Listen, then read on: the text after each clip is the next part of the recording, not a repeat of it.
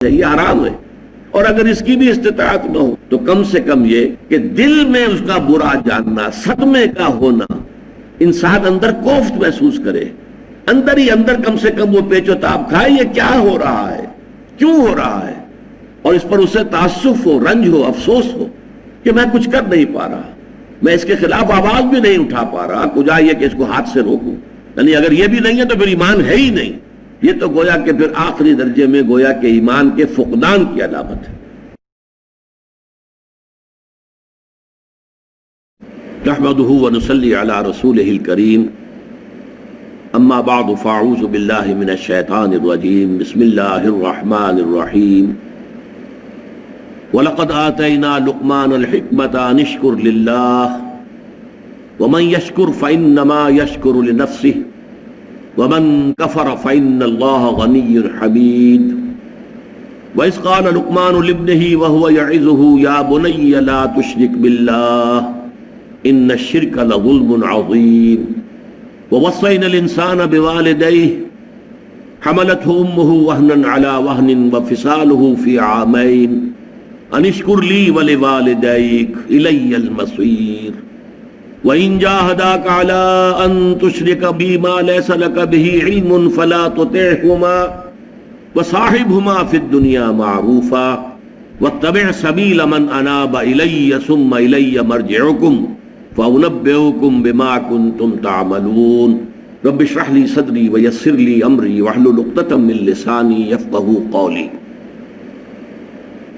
سورہ لقمان کے اس دوسرے رکوع کے بارے میں، جن پر کہ ہمارے اس منتخب نصاب کا تیسرا درس مشتمل ہے، کچھ ابتدائی تمہیدی باتیں بیان ہو چکی ہیں۔ آخری بات جو بیان ہو رہی تھی اس کا ایک پہلو رہ گیا۔ حضرت لقمان کی شخصیت کے بارے میں یہ بات سامنے آ چکی، صحابہ کرام سے جو مروی ہے وہ یہ ہے کہ وہ سوڈان اور مصر کے درمیان نوبیا کا علاقہ، وہاں کے رہنے والے ایک شخص تھے اور سیاہ فام تھے، پیشے کے اعتبار سے بڑھئی تھے، لیکن اللہ تعالیٰ نے حکمت سے نوازا تھا۔ اب آئیے ہم لفظ بلفظ مطالعہ شروع کریں۔ وَلَقَدْ آتَيْنَا لُقْمَانَ الْحِكْمَةَ أَنِ اشْكُرْ لِلَّهِ، اور ہم نے لقمان کو دانائی اور حکمت عطا کی کہ کر شکر اللہ کا۔ حکمت کے موضوع پر کچھ گفتگو ہو چکی ہے کہ حکمت کسے کہتے ہیں۔ جب انسان کی عقل سلیم فطرت سلیمہ کی روشنی اور رہنمائی میں سفر کرتی ہے تو اس سے جو حاصل ہوتا ہے وہ حکمت ہے۔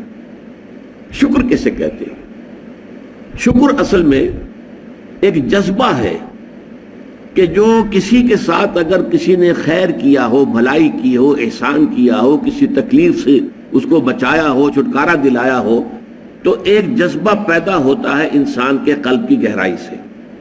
اب اسے ہم جذبہ تشکر کہیں گے، جذبہ امتنان کہیں گے، یہ قلب کی گہرائی سے ابھرتا ہے اور پھر زبان پر بھی آتا ہے آپ کا شکریہ، میں آپ کا شکریہ ادا کرتا ہوں۔ بہرحال یہ شے سمجھ لیجئے کہ شکر جو ہے در حقیقت یہ فطرت کی صحت کی علامت ہے۔ یہاں تک فرمایا حضور نے من لم یشکر الناس لا یشکر اللہ، یہ شکر ایسی شے ہے جو انسانوں کا شکر گزار نہیں ہے، وہ کبھی اللہ کا شکر گزار بھی نہیں ہو سکتا۔ فطرت مسخ ہو چکی ہے، کسی نے آپ کے ساتھ بھلائی کی اور آپ کے اندر سے وہ جذبہ تشکر ابھرا ہی نہیں، معلوم ہوا فطرت کے سوتے خشک ہو چکے ہیں۔ اب اصل بات کیا ہے اس فطرت کے بعد؟ شکر کس کا؟ سب سے بڑی بات اللہ کا شکر۔ وَمَن يَشْكُرْ فَإِنَّمَا يَشْكُرُ لِنَفْسِهِ، اور جو کوئی شکر کرتا ہے وہ اپنے بھلے کو کرتا ہے۔ اللہ کا کوئی کام نہیں بنتا اس سے، اللہ کی کوئی ضرورت پوری نہیں ہوتی، وہ ضرورت سے مبرہ ہے، منزہ ہے، اعلیٰ ہے، عرفہ ہے، اس کی کوئی ضرورت نہیں، احتیاج ہے ہی نہیں، وہ محتاج نہیں ہے، وہ تو غنی ہے۔ تو اس لیے فرمایا من یشکر فانما یشکر لنفسہ، لنفسہ سے مراد کیا ہے؟ اگر آپ کے اندر جذبہ شکر ہے تو اس کا بھلا تمہیں کو پہنچے گا، تمہاری شخصیت کی تعمیر ہوگی، تمہاری خودی جو ہے وہ پختہ ہوگی، مضبوط ہوگی، تمہاری اپنی سیرت و کردار جو ہے اس کی نشو و نما ہوگی۔ ومن یشکر فانما یشکر لنفسہ ومن کفر، اور جو کفر کرے فإن اللہ غنی حمید، تو اللہ تو غنی ہے اور حمید۔ کفر کے بھی لفظی معنی پہچان لیجئے۔ کفر کے لفظی معنی دبا دینا، چھپا دینا، اسی سے کفارہ بنا ہے۔ کفارہ، آپ سے گناہ ہو گیا ہے، تو گناہ کا کفارہ ہے تاکہ گناہ جو ہے دب جائے، چھپ جائے، ختم ہو جائے، محو ہو جائے، گناہ کا اثر آپ کے نامہ اعمال میں باقی نہ رہے، کفارہ۔ تو فطرت انسانی کے اندر سے ابھرنے والا جذبہ تشکر آپ نے دبا دیا، تو یہ کفر ہے، کفران نعمت۔ قرآن مجید میں لفظ کفر یا شکر کے مقابلے میں آتا ہے، جیسے یہاں آیا وَمَن يَشْكُرْ فَإِنَّمَا يَشْكُرُ لِنَفْسِهِ، جو کوئی شکر کرتا ہے وہ اپنے بھلے کے لیے کرتا ہے۔ وَمَن كَفَرَ فَإِنَّ اللَّهَ غَنِيٌّ حَمِيدٌ، اور جو کفر کرے گا، کفران نعمت کرے گا، تو اللہ تعالیٰ تو غنی اور حمید ہے۔ یا پھر کفر ایمان کے مقابلے میں آئے گا، کفر اسلام کے مقابلے میں آئے گا۔ دل میں ابو جہل بھی مانتا تھا کہ محمد حق پر ہے، لیکن اس حقیقت کو، دل کی اس صداقت، دل کی گواہی کو دبا رہا ہے، چھپا رہا ہے، دبا رہا ہے اپنے تعصب کی وجہ سے۔ اور سب سے بڑھ کر آپ کو معلوم ہے علماء یہود کے بارے میں تو قرآن کہتا ہے یعرفونہ کما یعرفون ابناءہم، ایسے پہچانتے ہیں محمد کو صلی اللہ علیہ وسلم جیسے اپنے بیٹوں کو پہچانتے ہیں۔ تو یہ اندر ان کے ایمان موجود تھا، اندر جو ہے گواہی دل دے رہا تھا کہ محمد برحق ہے، یہی ہے وہ آخری رسول اور آخری نبی جن کی پیشن گوئی کی تھی موسیٰ نے بھی اور عیسیٰ نے بھی علیہ السلام، لیکن اپنے قلب و ذہن کی ان گواہیوں کو چھپایا انہوں نے۔ وَمَنْ أَظْلَمُ مِمَّنْ كَتَمَ شَهَادَةً عِندَهُ مِنَ اللَّهِ، ان سے بڑھ کر ظالم کون ہوگا جنہوں نے ایک گواہی جو ان کے پاس اللہ کی طرف سے تھی اسے چھپا لیا ہے۔ تو اسلام بمقابلہ اسلام، کفر بمقابلہ ایمان، نفاق جو ہے وہ کفر ہے، نفاق بھی کفر ہے، اسلام کے مقابلے میں کافر، غیر مسلم کافر ہے، اور شکر کے مقابلے میں کفران نعمت، وہ بھی لفظ کفر سے بنا ہے۔ اسی میں آیا ہے لَإِن شَكَرْتُمْ لَأَزِيدَنَّكُمْ وَلَإِن كَفَرْتُمْ إِنَّ عَذَابِي لَشَدِيدٌ، اگر تم شکر کرو گے تو ہم اور دیں گے، اور بڑھا کر دیں گے، لیکن اگر تم نے کفران نعمت کی روش اختیار کی تو پھر ہمارا عذاب بھی بہت سخت ہے۔ وَمَن كَفَرَ فَإِنَّ اللَّهَ غَنِيٌّ حَمِيدٌ، غنی جس کی کوئی احتیاج نہ ہو، بے نیاز، غنی عن العالمین، تمام جہانوں سے بے نیاز۔ حمید فعیل کے وزن پر، اور یہ حامد اور محمود دونوں سے ہو سکتا ہے۔ فعیل جو ہے صفت مشبہ، وہ اس میں فاعل اور اس میں مفعول دونوں سے ہو سکتی ہے۔ یہاں مفعول سے، محمود سے حمید بنا ہے۔ آپ اپنی ذات میں خود بخود ستودہ صفات، ایک خیر اور خوبی وہ ہوتی ہے جسے آپ ظاہر کریں، بیان کریں۔ ایک خیر اور خوبی اور حسن اور جمال اور کمال ایسا ہے کہ اسے بیان کرنے کی حاجت ہی نہیں، از خود روشن، اس کا جلال و کمال اتنا از خود ہویدہ ہے کہ اسے کسی کی حمد کی حاجت نہیں۔ وَإِذْ قَالَ لُقْمَانُ لِابْنِهِ وَهُوَ يَعِظُهُ يَا بُنَيَّ لَا تُشْرِكْ بِاللَّهِ، اے میرے بچے اللہ کے ساتھ شرک ہرگز نہ کیجو، ان الشرک لظلم عظیم، یقیناً شرک بہت بڑا ظلم ہے، بہت بڑی ناانصافی ہے۔ پہلی بات تو یہ سمجھیے کہ شرک کہتے کسے ہیں؟ اللہ کے ساتھ آلہہ شامل کر دیے گئے۔ اللہ الالہ، وہ تو ہے وہ ایک اللہ، اسے وہ بھی مانتے تھے سب کہ وہ ایک ہی اکیلا ہی ہے، لیکن یہ کہ اس کے ساتھ کوئی بیٹی ہے، بیٹے، کوئی نائبین، کوئی اس کے منہ چڑھے ہوئے مصاحبین، یہ ایڈ کر دیے گئے آلہہ کے طور پر کہ ان کی سفارش سے بیڑا پار ہو جائے گا قیامت میں۔ یہ ہے ان کا شرک، لا تشرک باللہ، اللہ کے ساتھ شریک نہ کیجیے۔ یعنی اب نوٹ کیجئے، اللہ تعالیٰ کا حق ایک لفظ میں ہے، اس کے ساتھ شرک مت کرو، باقی ساری باتیں اس کے تابع ہو جائیں گی۔ لیکن اس شرک کی کیا کیا شکلیں ہیں، اس کی کیسی کیسی قسمیں ہیں، یہ بڑا اہم موضوع ہے اپنی جگہ پر۔ آج اس وقت تو صرف اتنا سمجھیے، اور ظلم کے حوالے سے، ظلم عربی میں کہتے ہیں وضع الشیء فی غیر محلہ، کسی شے کو اس کے اصل مقام سے ہٹا کر کہیں اور رکھ دینا، یہ ظلم ہے، ناانصافی ہے۔ شرک میں کیا ہوتا ہے؟ دو طرفہ ظلم ہوتا ہے، یا خالق اور مخلوق، اللہ خالق ہے، باقی کل کائنات مخلوق ہے، انبیاء، اولیاء، ملائکہ، جنات، سب مخلوق ہے۔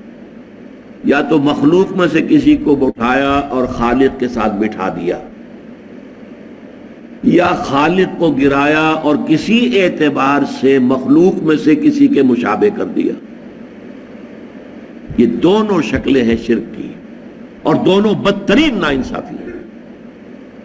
خالق کو گرا کر مخلوق کے صف میں لے آنا، یا مخلوق میں سے کسی کو اٹھا کر خالق کے ہم پلہ بنا دینا، ضد ند مثال مثیل اگر اس کے برابر کر دیا جائے، لا ضد لہ ولا ند لہ ولا مثل لہ ولا مثال لہ ولا مثیل لہ، قل هو اللہ احد اللہ الصمد لم یلد ولم یولد ولم یکن لہ کفوا احد۔ اس ہستی کے ساتھ کسی درجے میں مخلوق میں سے کسی کو کسی پہلو سے، ہمہ جہت نہیں کسی پہلو سے بھی ہم پلہ بنا دینا اللہ کا، یہ شرک ہوگا۔ یا اللہ کو گرا کر اس کے مقام رفیع سے کسی اعتبار سے کسی خاص پہلو سے مخلوق کی کسی صفت، مخلوق کے کسی مقام اور مرتبے کے میں لا کے شامل کر دینا، یہ ہے دونوں کے جو ظلم کی انتہائی صورتیں ہیں۔ تو فرمایا یا بنی لا تشرک باللہ ان الشرک لظلم عظیم۔ مشفق متعطف۔ ہمارا جو دوسرا سبق تھا آیا بر، حضور نے ایک حدیث میں اس کو کوٹ کیا تھا، میں نے آپ کو بتایا تھا کہ اس میں وَآتَ الْمَالَ عَلَى حُبِّهِ ذَوِي الْقُرْبَى وَالْيَتَامَى وَالْمَسَاكِينَ وَابْنَ السَّبِيلِ وَالسَّائِلِينَ وَفِي الرِّقَابِ، اس کے بعد پھر مستقل آیا وَآتَ الزَّكَاةَ، زکوٰۃ علیحدہ ہے وہ علیحدہ ہے، اور حضور نے دلیل دی ان فی المال لحقا سوى الزکاة۔ لوگوں یہ نہ سمجھنا کہ مال میں بس زکوٰۃ دے دی تو سارا حق جو ہے ادا ہو گیا، نہیں، زکوٰۃ کے سوا بھی ہے۔ اور یہاں یہ آیت پڑھی وَآتَ الْمَالَ عَلَى حُبِّهِ ذَوِي الْقُرْبَى وَالْيَتَامَى وَالْمَسَاكِينَ وَابْنَ السَّبِيلِ وَالسَّائِلِينَ وَفِي الرِّقَابِ وَأَقَامَ الصَّلَاةَ وَآتَى الزَّكَاةَ، آتا زکوٰۃ تو علیحدہ ہے۔ اسی طرح اس آیت کو بھی حضور نے کوٹ کیا۔ سورہ انعام میں ایک آیت نازل ہوئی اَيُّ الْفَرِيقَيْنِ أَحَقُّ بِالْأَمْنِ إِن كُنتُمْ تَعْلَمُونَ، لوگوں سوچو، مشرک اور موحد، ایک خدا کو ماننے والے اور ایک خدا کے ساتھ چھوٹے خداؤں کو ماننے والے، ان دونوں میں سے امن کا زیادہ مستحق کون ہے؟ پھر خود ہی جواب دیا اَيُّ الْفَرِيقَيْنِ أَحَقُّ بِالْأَمْنِ إِن كُنتُمْ تَعْلَمُونَ الَّذِينَ آمَنُوا وَلَمْ يَلْبِسُوا إِيمَانَهُمْ بِظُلْمٍ أُولَٰئِكَ لَهُمُ الْأَمْنُ وَهُمْ مُهْتَدُونَ، وہ لوگ کہ جو ایمان لائے اور انہوں نے اپنے ایمان میں کسی ظلم کی آمیزش شامل نہیں ہونے دی، وہ ہیں جن کے لیے امن ہے اور وہی ہوں گے ہدایت یافتہ۔ صحابہ گھبرا گئے، حضور ایسا کون شخص ہوگا کہ جو کوئی ظلم نہ کرے سرے سے؟ تو معلوم ہوا کہ کوئی بھی اس معیار پر، اس پیمانے پر تو پورا نہیں اتر سکے گا۔ الذین آمنوا ولم یلبسوا ایمانہم بظلم، حضور نے فرمایا نہیں، یہاں ظلم سے مراد شرک ہے۔ اور پھر یہ آیت پڑھی وَإِذْ قَالَ لُقْمَانُ لِابْنِهِ وَهُوَ يَعِظُهُ يَا بُنَيَّ لَا تُشْرِكْ بِاللَّهِ إِنَّ الشِّرْكَ لَظُلْمٌ عَظِيمٌ۔ تو سورہ انعام کی ان آیات میں ظلم سے مراد شرک، اللہ کا حق بس ایک کافی ہے، اگر آپ مشرک نہیں ہیں تو اللہ کا حق ادا ہو گیا۔ چنانچہ آپ دیکھیں کہ قرآن میں حضرت ابراہیم کا جہاں ذکر آتا ہے وَمَا كَانَ مِنَ الْمُشْرِكِينَ، گویا کہ آخری سند، آخری سرٹیفکیٹ، آخری ٹیسٹیمونیل جو دی گئی کیا ہے؟ وہ مشرک نہیں تھے، ہر نوع کے شرک سے پاک اور مبرہ اور منزہ وہ ذات تھی حضرت ابراہیم علیہ السلام۔ اس لیے وہ امام الناس بنائے گئے، ابو الانبیاء بنائے گئے، خلیل اللہ بنائے گئے، وَاتَّخَذَ اللَّهُ إِبْرَاهِيمَ خَلِيلًا۔ لیکن اب اگلا جو حق ہے، اللہ کے بعد مخلوقات میں سب سے بڑا حق والدین کا ہے، اس لیے کہ اصل کریٹر وہ ہے، اصل سسٹینر وہ ہے، لیکن ذریعہ تخلیق والدین بنے ہیں۔ والدین کے نطفے ہی سے تو والدہ کے رحم کے اندر آپ کی زندگی کا، آپ کے وجود کا آغاز ہوا ہے، تو ان کا حق جو ہے تمام انسانوں میں فائق، جملہ مخلوقات میں فائق تر حق ہے والدین کا۔ وَوَصَّيْنَا الْإِنسَانَ بِوَالِدَيْهِ، اور ہم نے والدین کے بارے میں انسان کو وصیت کی۔ یہ وصیت در حقیقت فطرت انسانی کے اندر موجود ہے، والدین کے ساتھ یہ حسن سلوک فطرت انسانی کے اندر موجود ہے۔ وہ شکر کا جذبہ جو ہے، میں نے تو آپ سے عرض کیا، سب سے پہلے تو والدین ہی سے منسلک ہوتا ہے، والدین ہی اس کے پروٹیکٹر ہیں۔ بچے کو کہیں کسی طرف سے خوف ہوتا ہے، بھاگتا ہے، دوڑ کر ماں کی چھاتی سے چپٹ جاتا ہے، گود میں داخل ہو گیا، وہ سمجھتا ہے کہ میں تو قلعے کے اندر آ گیا۔ چاہے یہ کہ کوئی درندہ صفت کچھ ہے، وہ اس بچے کو کھینچتا ہے ماں کی گود میں سے اٹھا کر اور اچھالتا ہے اور کسی نیزے کے اندر پرو دیتا ہے، یہ دوسری بات ہے۔ لیکن بچہ اپنی ماں کی گود میں پہنچ کر یہ سمجھتا ہے کہ میں تو قلعے کے اندر آ گیا ہوں، محفوظ ہو گیا ہوں۔ لہذا اس کا جذبہ تشکر پورا والدین کی ذات کے ساتھ، اس کو برقرار رہنا چاہیے، یہ جذبہ تشکر۔ اور اس میں خاص طور پر یہی وجہ ہے، قرآن مجید میں آپ دیکھیں گے کہ یہ 4-5 مقامات ایسے ہیں، سورہ بقرہ میں بھی ہے، سورہ نساء میں بھی ہے، سورہ انعام میں ہے، سورہ بنی اسرائیل میں ہے، کہ والدین کا حق اللہ کے حق کے فوراً بعد وَقَضَىٰ رَبُّكَ أَلَّا تَعْبُدُوا إِلَّا إِيَّاهُ وَبِالْوَالِدَيْنِ إِحْسَانًا، اور تیرے رب نے فیصلہ کر دیا ہے کہ تم نہیں بندگی کرو گے، پرستش کرو گے کسی کی سوائے اللہ کے، اور والدین کے ساتھ نیک سلوک، یعنی اللہ کے ذکر کے فوراً ساتھ جڑا ہوا، جیسے یہاں ہے انشکر لی وَلِوَالِدَيْكَ، شکر کرو میرا۔ دیکھیے اللہ کو اپنا حق جتانے میں کوئی حیا نہیں ہے، کوئی شرم نہیں ہے، اللہ نے اپنا حق کرو میرا شکر۔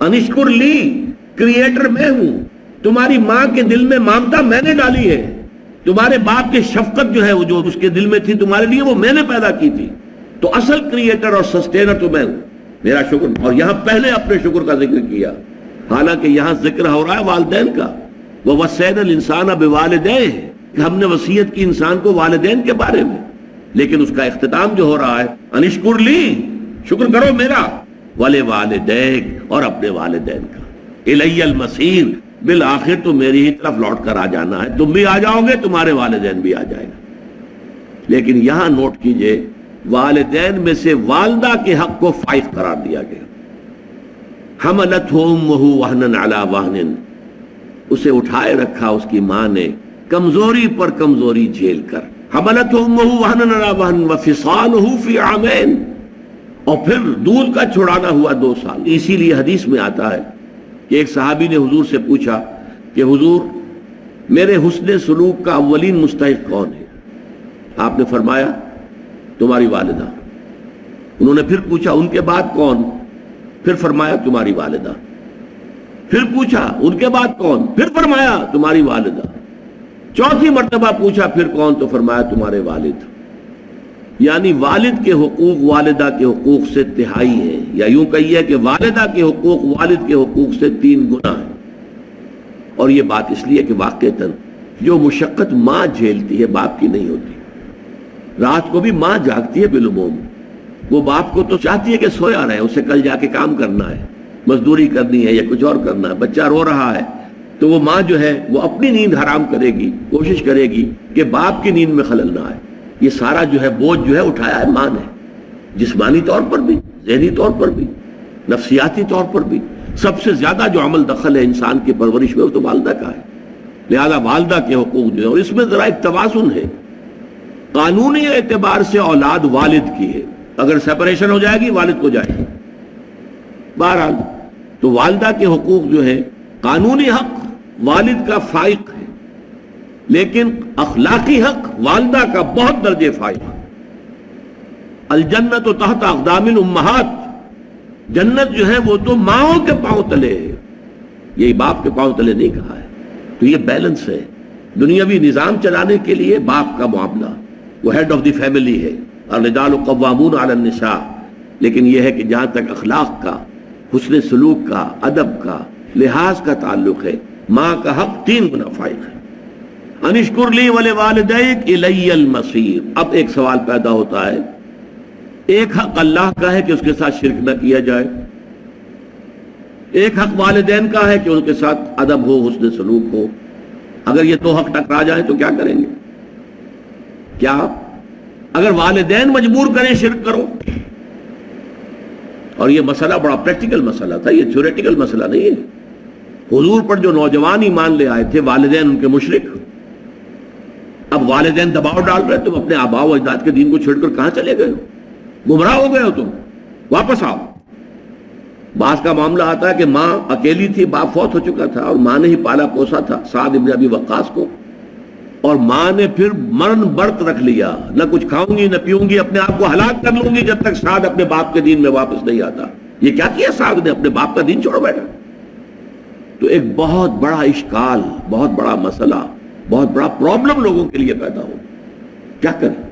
فطرت یہ کہتی ہے ماں ہے، ماں نے پالا پوسا ہے، کتنا احسان مجھ پر ہے اور اس کا حق مجھ پر کتنا ہے۔ دوسری طرف یہ کہ حق تو یہ ہے کہ اللہ کے ساتھ شرک نہیں کرنا، اب ٹکراؤ ہو گیا تو اس مسئلے کا عملی حل بتا دیا. وَإِن جَاهَدَاكَ عَلَىٰ أَن تُشْرِكَ بِي مَا لَيْسَ لَكَ بِهِ عِلْمٌ فَلَا تُطِعْهُمَا كُلًّا كُلًّا. اللہ کا حق فائق ہے والدین کے حق پر، لہذا والدین اگر اللہ کے حق پر دست اندازی کر رہے ہیں، اگر وہاں جو چھاپا مار رہے ہیں، وہاں نقب لگا رہے ہیں، تو ان کی اطاعت نہیں کی جائے گی. فلا تطعہما، ان دونوں کی اطاعت مت کرو. کھلی کھلی بات، یہاں نو منسنگ آف دی ورڈز جس کو ہم کہتے ہیں، کچھ نہیں، صاف حکم فلا تطعہما. لیکن اس کا یہ مطلب بھی نہیں کہ والدین کے جملہ حقوق ساقط ہو گئے، نہیں، ان کے اس حکم کو تو نہیں ماننا. وَصَاحِبْهُمَا فِي الدُّنْيَا مَعْرُوفًا، دنیا میں ان کے ساتھ بھلے طریقے سے رہو، ان پر خرچ کرو، ان کی مدد کرو، ان کی خدمت کرو، ان کی دلجوئی کرو، یہ سب کچھ کرو. شرک، چاہے وہ مشرک ہے، کافر ہے، لیکن ماں باپ ہے تمہارے، ماں باپ ہونے کا رشتہ رہے گا قائم، وہ ختم نہیں ہوگا. یہ ہے اصل میں ایک ریئلسٹک انداز. یہ نہیں کہ بس وہ ہے تو دفع کرو ان کو، جائیں وہ مریں کپیں جان جائے، تمہارے اوپر کوئی حق نہیں رہا. نہیں، تم پر ان کے حقوق قائم ہیں. صاحبہما فی الدنیا معروفا، جو بھلا انداز ہے، جس کو سب کہیں کہ ہاں یہ اچھا انداز ہے، جو انسان کا جو کلیکٹیو کانشنس ہے وہ اس کو تسلیم کرے کہ ہاں یہ اچھا انداز ہے. والدین کے ساتھ وہ انداز تمہیں لازماً اختیار کرنا ہے. وَاتَّبِعْ سَبِيلَ مَنْ أَنَابَ إِلَيَّ.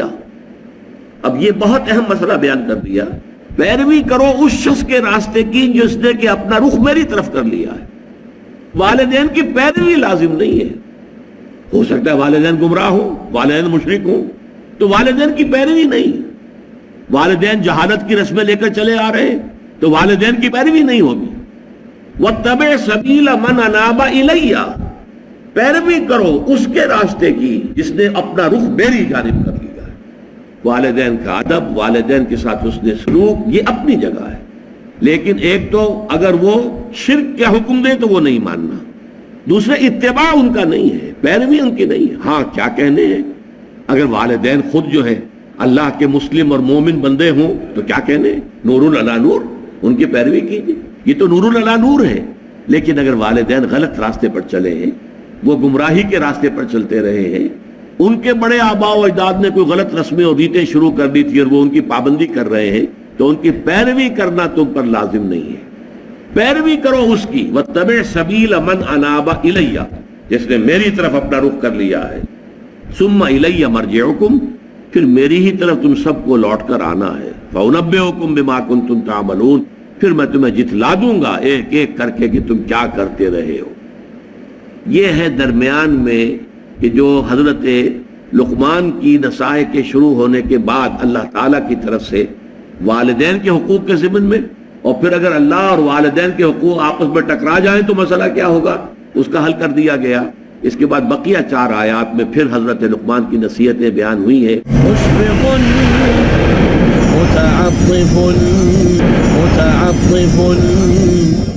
وَلَقَدْ آتَيْنَا لُقْمَانَ الْحِكْمَةَ أَنِ اشْكُرْ لِلَّهِ وَمَنْ يَشْكُرْ فَإِنَّمَا يَشْكُرُ لِنَفْسِهِ وَمَنْ كَفَرَ فَإِنَّ اللَّهَ غَنِيٌّ حَمِيدٌ. وَإِذْ قَالَ لُقْمَانُ لِابْنِهِ وَهُوَ يَعِظُهُ يَا بُنَيَّ لَا تُشْرِكْ بِاللَّهِ إِنَّ الشِّرْكَ لَظُلْمٌ عَظِيمٌ إِلَى قَوْلِهِ يَا بُنَيَّ إِنَّهَا إِن تَكُ مِثْقَالَ حَبَّةٍ مِّنْ خَرْدَلٍ فَتَكُنْ فِي صَخْرَةٍ أَوْ فِي السَّمَاوَاتِ أَوْ فِي الْأَرْضِ يَأْتِ بِهَا اللَّهُ إِنَّ اللَّهَ لَطِيفٌ خَبِيرٌ. يَا بُنَيَّ أَقِمِ الصَّلَاةَ وَأْمُرْ بِالْمَعْرُوفِ وَانْهَ عَنِ الْمُنكَرِ وَاصْبِرْ عَلَى مَا أَصَابَكَ إِنَّ ذَلِكَ مِنْ عَزْمِ الْأُمُورِ. سورہ لقمان کے دوسرے رکوع کی کل 8 آیات ہیں. پہلے حصے کی جو 4 آیات ہیں نصف اول کی، ان میں سے صرف ایک آیت ہے کہ جو حضرت لقمان کی نصیحت پر مشتمل ہے، جو انہوں نے اپنے بیٹے کو کی. باقی 3 آیات اللہ تعالیٰ کی طرف سے. پہلی آیت میں اللہ تعالیٰ نے انٹروڈیوس کرایا حضرت لقمان کو. ہم نے لقمان کو حکمت اور دانائی عطا کی تھی کہ کر شکر اللہ کا، اور جو کوئی شکر کرتا ہے وہ اپنے ہی بھلے کو کرتا ہے. اور جو کفران نعمت کی روش اختیار کرتا ہے تو اللہ تعالیٰ تو غنی ہے، اسے کسی کے شکر یا کسی کی طرف سے کسی بھی طرح کی حمد اور ستائش کی کوئی حاجت نہیں۔ اس کے بعد پھر وہ نصیحت آئی جو یوں کہیے کہ 100 نصیحتوں کی ایک نصیحت ہے۔ وَإِذْ قَالَ لُقْمَانُ لِابْنِهِ وَهُوَ يَعِظُهُ يَا بُنَيَّ لَا تُشْرِكْ بِاللَّهِ، اور یاد کرو جب کہ کہا تھا لقمان نے اپنے بیٹے سے جب کہ وہ اسے نصیحت کر رہے تھے، اے میرے بچے اللہ کے ساتھ کسی کو شریک مت ٹھہرائیو، ان الشرک لظلم عظیم، یقیناً شرک بہت بڑا ظلم ہے، بہت بڑی ناانصافی ہے۔ یہاں سے در حقیقت شکر کا جو ایک لازمی تقاضا ہے، ادائے حقوق، اگر کوئی آپ کے ساتھ کوئی بھلائی کر رہا ہے تو آپ بھی اس کے ساتھ بھلائی کرنی چاہیے۔ حل جزاء الاحسان الا الاحسان، قاعدہ ہے، کلیہ ہے، فطرت کی بدیہیات میں سے ہے۔ تو اسی میں سے ایک تقاضا نکلتا ہے کہ پھر اس کا ایک حق آپ پر قائم ہو جاتا ہے کہ جو حق آپ کو ادا کرنا ہے۔ اس کے بعد ادائے حقوق کا تذکرہ جو آیا تو اس میں والدین کا حق، مخلوق میں سب سے بڑھ کر جو حقوق ہیں انسان پر وہ والدین کے ہیں۔ خالق اگرچہ اللہ ہے لیکن تخلیق میں ذریعہ والدین بنے ہیں۔ پروردگار پالنہار رزاق اللہ ہے، لیکن یہ کہ انسان تک اس کی یہ تمام رزاقیت جو ہے وہ پہنچتی ہے والدین کے ذریعے سے۔ بچپن کے اندر وہی در حقیقت ذریعہ بنتے ہیں اس کے پالنے اور پوسنے کا۔ لیکن اس میں یہ ہے کہ اگر والدین کا یہ حق کہ ان کے ساتھ حسن سلوک کیا جائے، اس سے آگے بڑھ کر اللہ تعالیٰ کے حق پر دسترازی کرے اور انسان کو مجبور کرے کہ وہ اللہ کے ساتھ شرک کرے، تو صاف کہہ دیا گیا ان دونوں کا کہنا مت مان، میری ہی طرح تم سب کو لوٹنا ہے، تمہیں بھی اور تمہارے والدین کو بھی۔ پھر وہاں سب کو معلوم ہو جائے گا کہ حقیقت حال کیا تھی۔ دنیا میں تمہیں ان کے ساتھ حسن سلوک تو ضرور کرنا چاہیے، لیکن یہ کہ اطاعت اور اتباع کا معاملہ در حقیقت والدین کے لیے نہیں ہے، بلکہ واتبع سبیل من اناب الیہ، پیروی کرو اس شخص کے راستے کی جس نے اپنا رخ میری طرف کر لیا۔ لہذا اس میں ہے در حقیقت دوسری ہدایت کے جو سامنے آ گئی۔ اب پھر حضرت لقمان کی نصائح کا سلسلہ شروع ہو رہا ہے۔ یہ پہلے نصف کی آخری آیت اور دوسرا نصف جو ہے اس کی چاروں آیات جو ہے مشتمل ہے حضرت لقمان کی نصائح پر۔ یا بنی انہا ان تک مثقال حبۃ من خردل فتکن فی صخرۃ او فی السماوات او فی الارض یأت بها اللہ ان اللہ لطیف خبیر۔ اے میرے بچے اگر ہو وہ، اور وہ سے مراد کیا ہے؟ انہا، یہ ہا جو ہے یہاں پر یہ ضمیر قصہ ہے، اس کا کوئی مرجع لفظاً موجود نہیں ہے کہ کس شے کی طرف یہ ضمیر اشارہ کر رہی ہے۔ یہ گویا کہ خود ایک امپلائڈ ہے، محمود ہے، یعنی نیکی یا بدی، انسانی عمل اگر ہو وہ ایک رائی کے دانے کے ہم وزن، انہا ان تکو مثقال حبۃ من خردل۔ اب ظاہر بات ہے کہ یہ جو تشبیہات دی جاتی ہیں تو یہ ہر زبان کے بولنے والے اپنے مشاہدے کے اعتبار سے تشبیہات اخذ کرتے ہیں۔ مثلا رائی کا دانہ بہت چھوٹی چیز ہے، تو جہاں کسی شے کے بارے میں کہنا وہ بہت چھوٹی چیز ہے تو اسی رائی کے دانے کے ساتھ جو ہے تشبیہ دی جائے گی۔ یا ایک اور ذریعہ تھا عرب میں، یہ جو کیڑیاں ہوتی ہیں چھوٹی چھوٹی، ان کے انڈوں سے جب بچے نکلتے ہیں وہ ایسے اتنے چھوٹے ہوتے ہیں کہ بمشکل دیکھے جا سکیں، دکھائی نہیں دیتے، ان کو ذر کہتے ہیں، اور اس ذر سے لفظ ذرہ بنا ہے۔ تو یہ لفظ جو آتا ہے سورۃ الزلزال میں وَمَنْ يَعْمَلْ مِثْقَالَ ذَرَّةٍ خَيْرًا يَرَهُ وَمَنْ يَعْمَلْ مِثْقَالَ ذَرَّةٍ شَرًّا يَرَهُ، مثقال کا لفظ یہاں بھی آیا ہے وہاں بھی آیا ہے، ہم وزن ہونا۔ تو اگر نیکی یا بدی ذرے کے ہم وزن ہو یا رائی کے دانے کے ہم وزن ہو، فَتَكُنْ فِي صَخْرَةٍ، پھر خواہ وہ کسی چٹان میں ہو، کسی پہاڑ کی کوہ میں داخل ہو کر وہ عمل کیا گیا ہو، او فی السماوات، یا وہ آسمانوں میں ہو، فضا کی پہنائیوں میں یا خلا کی وسعتوں میں کہیں وہ عمل کیا گیا ہو، او فی الارض، یا زمین میں سرنگ لگا کر کئی گہرائی میں جا کر وہ کام کیا گیا ہو، یأت بہ اللہ، اللہ اسے لے آئے گا. لے آئے گا سے مراد کیا ہے؟ یعنی اللہ تعالیٰ اس کی جزا یا سزا دے گا، اس کا حساب کتاب ہوگا. اعمال انسانی جو ہے وہ ضائع ہونے والی شے نہیں. اب یہ دوسرا مسئلہ ہے حکمت کا جو یہاں زیر بحث آ رہا ہے. حکمت کے بارے میں جو پہلی نشست تھی اس رکوع کے بارے میں نے عرض کیا تھا، حکمت فطرت سلیمہ اور عقل سلیم کے امتزاج سے وجود میں آتی ہے. فطرت اپنی سلامتی پر برقرار ہو، کج نہ ہو گئی ہو، ٹیڑھی نہ ہو گئی ہو، پرورٹڈ نہ ہو گئی ہو، مست نہ ہو گئی ہو، اور عقل وہ بھی صحیح سمت میں سفر کر رہی ہو، عقل سلیم ہو، اس پر خواہشات کے پردے نہ پڑ گئے ہوں، شہوات نے کوئی پٹی نہ باندھ دی ہو، تعصب کی پٹی نہ بند گئی ہو. تو اب یہ فطرت سلیمہ اور عقل سلیم مل کر حکمت تک رسائی حاصل کرے. اب میں نے عرض کیا تھا کہ فطرت کا تقاضا کیا ہے؟ جذبہ شکر، تشکر، کہ اگر آپ کے ساتھ کوئی بھلائی کرے تو آپ کے دل میں اس کے لیے خاص قسم کا تشکر و امتنان کا جذبہ پیدا ہونا چاہیے. یہ فطرت ہے. نہیں ہوتا ہے تو اس کا مطلب ہے فطرت مسخ ہو گئی، فطرت کے سوتے خشک ہو گئے.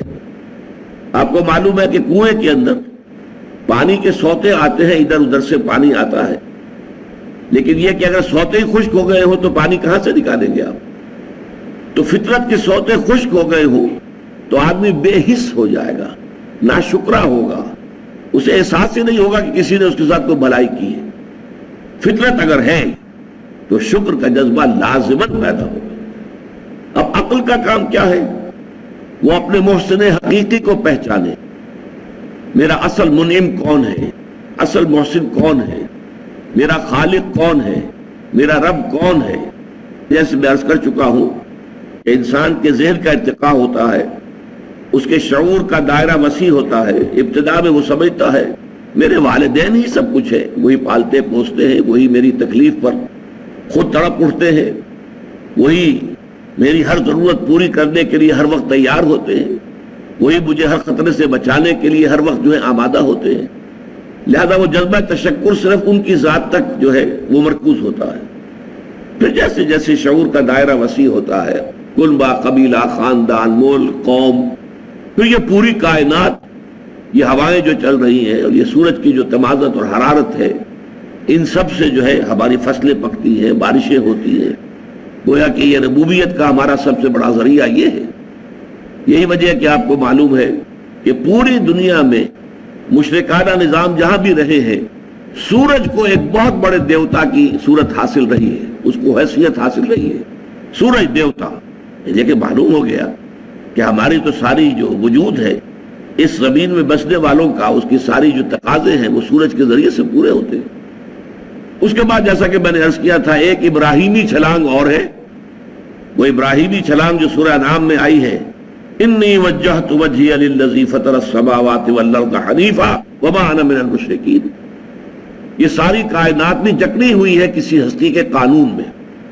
وہ قانون کس نے بنایا ہے؟ وہ کوئی ایک ہستی ہے، بس میں نے اپنا رخ اس کی طرف کر لیا ہے. یہاں نتیجہ کیا نکلا؟ انشکر للہ.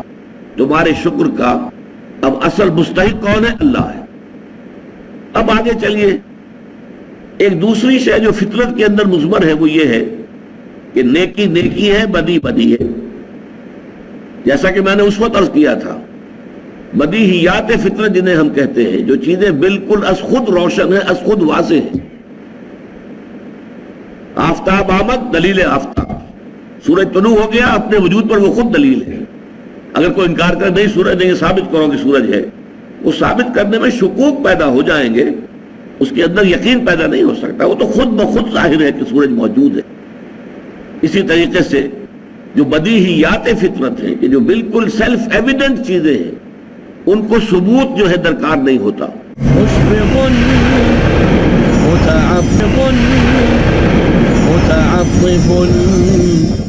انی وجہت وجہی للذی فطر السماوات والارض حنیفا وما انا من المشرکین.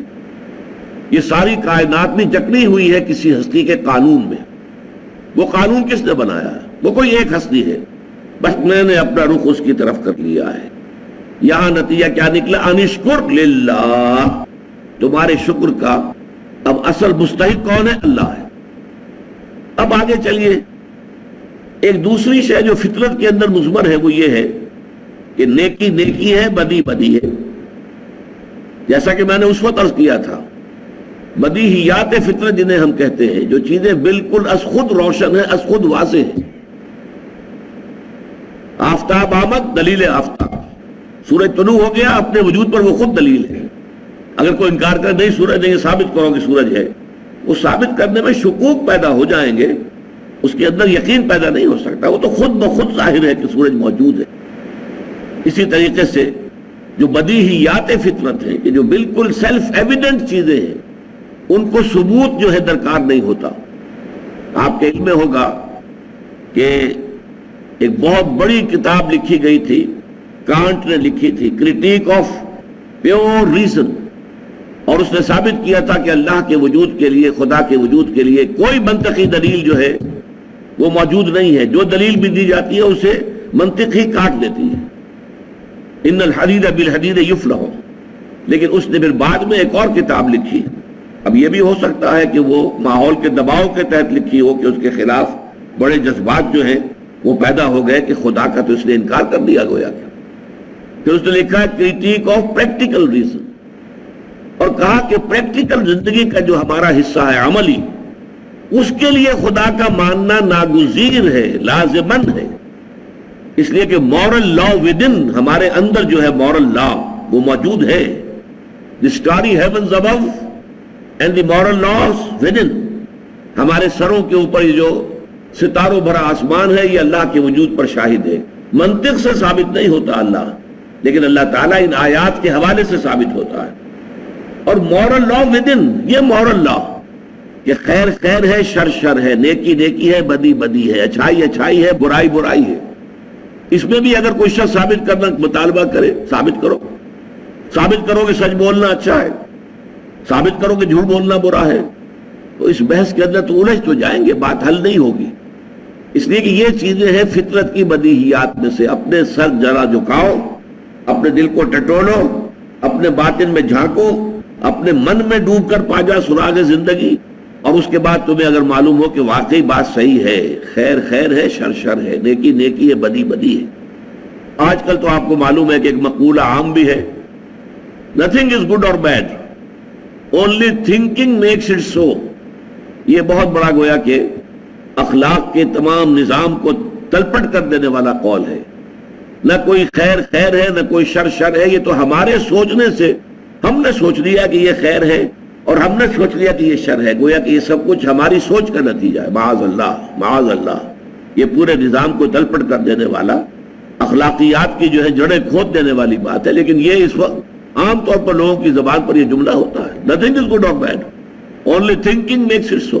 نہیں، گڈ اور ایول، اچھائی اور برائی، یہ در حقیقت مستقل اقدار ہیں، اور نفس انسانی کے اندر ودیعت شدہ موجود ہے۔ نفس انسانی کے اندر، یہ نوٹ کر لیجئے، اس لیے کہ قرآن مجید کی ایک عظیم سورت جو ہے والشمس وضحاها، اس کا مرکزی مضمون یہ ہے وَنَفْسٍ وَمَا سَوَّاهَا فَأَلْهَمَهَا فُجُورَهَا وَتَقْوَاهَا قَدْ أَفْلَحَ مَنْ زَكَّاهَا وَقَدْ خَابَ مَنْ دَسَّاهَا۔ یہ مرکز ہے اس کا، یہ عمود ہے۔ شاہد ہے وہ نفس، یا قسم ہے اس نفس کی، اور جو اللہ نے اس کو بنایا، سنوارا، تسویہ کیا، اسے درست کیا، نک سکھ سے درست کیا، اور پھر اس میں الہامی طور پر فجور اور تقوی کا علم کہ یہ بات اچھی ہے، یہ بری ہے، یہ تقوی کی بات ہے اور یہ فجور اور فسوق کی بات ہے، یہ ہم نے الہامی طور پر ودیعت کر دیا۔ اچھا، پہلی بات تو یہ ہو گئی، یہ تو ہے فطرت کی بات۔ اب عقل کی بات آتی ہے اس میں۔ عقل جو ہے وہ یہ دیکھتی ہے اس کائنات کے اندر اپنے مشاہدے کی بنیاد پر، اس پوری کائنات میں کوئی شے بیکار، بے مقصد، بے نتیجہ نہیں ہے۔ گھاس کے ایک تنکوں کے بھی آپ نہیں کہہ سکتے کہ یہ بیکار ہے، ہر شے کا اپنا ایک فنکشن ہے۔ یہ کیڑیاں جو ہے یہ بھی کوئی فنکشن پورا کر رہی ہیں، ہر شے، ہر مخلوق، چھوٹی بڑی، ہر شے کا کوئی نہ کوئی جو ہے نتیجہ ہے، نتیجہ خیز ہے۔ کار عبث یہاں نہیں ہے۔ ربنا ما خلقت ھذا باطلا، پروردگار تو نے یہ سب کچھ بیکار پیدا نہیں کیا ہے۔ افحسبتم انما خلقناکم عبثا وانکم الینا لا ترجعون، کیا تم نے سمجھا کہ ہم نے تمہیں عبث پیدا کیا، بیکار پیدا کیا؟ نہیں، جب کائنات میں کوئی شے بیکار نہیں تو یہ نیکی اور بدی کا جو سلسلہ ہمارے اندر موجود ہے اس کا نتیجہ ہمیں اس دنیا میں نکلتا نظر نہیں آتا۔ نیکوکاروں کے لیے بس اوقات تکالیف ہیں، مصائب ہیں، مشکلات ہیں۔ سچ بولیے، ہو سکتا ہے کہ آپ کو جیل جانا پڑے، اور جھوٹ بولے تو آپ اس جیل جانے سے بچ سکتے ہیں۔ آپ اگر کوئی کلمہ خیر کہتے ہیں، ہو سکتا ہے ریزنٹمنٹ ہو، شدید جو ہے آپ کے خلاف رد عمل آئے۔ اگر کسی کو کسی بات پر ٹوک دیتے ہیں، غلط بات پر، تو پھر تو یہ ہے کہ اپنی عزت بچا کر وہاں سے جانا شاید مشکل ہو جائے۔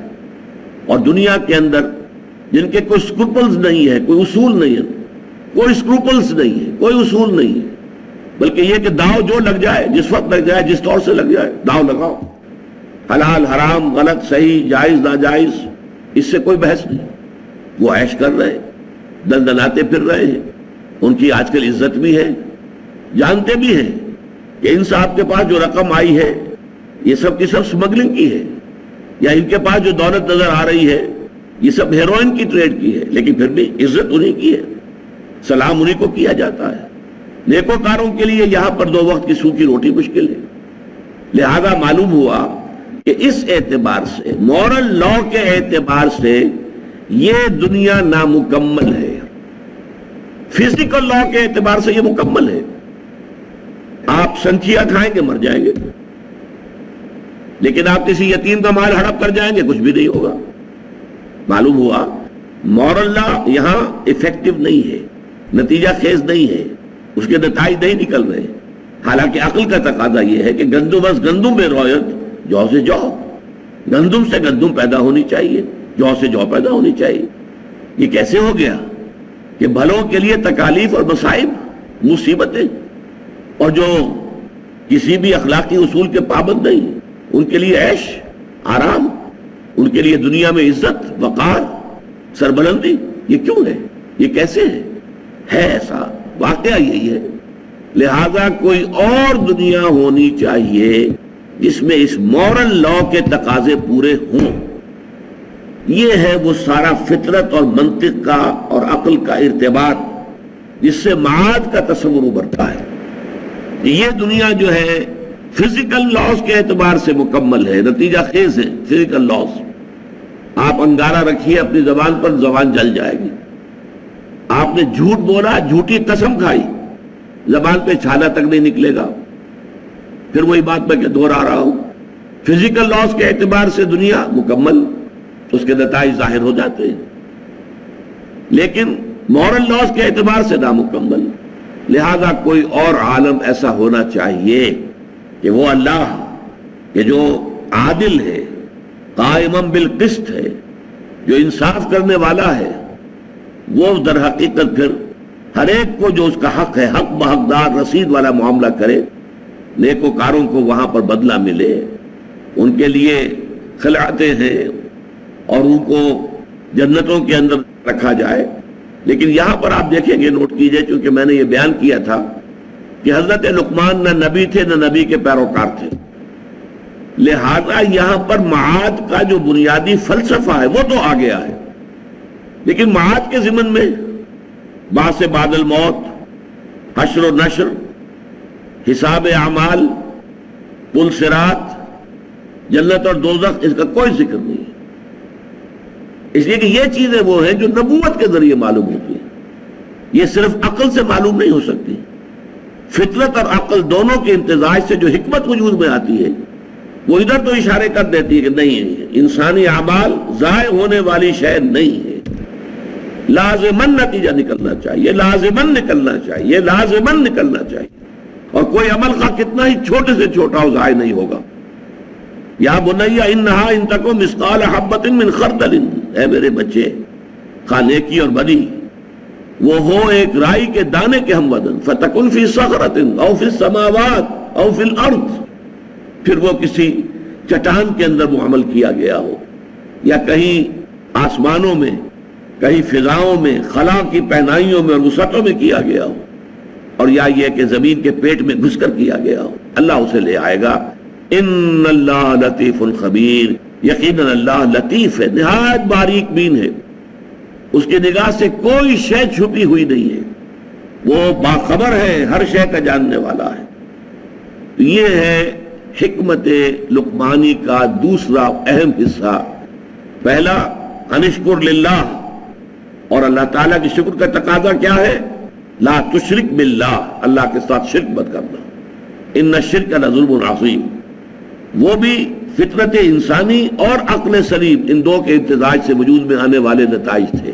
رب رحیم مشفق متعال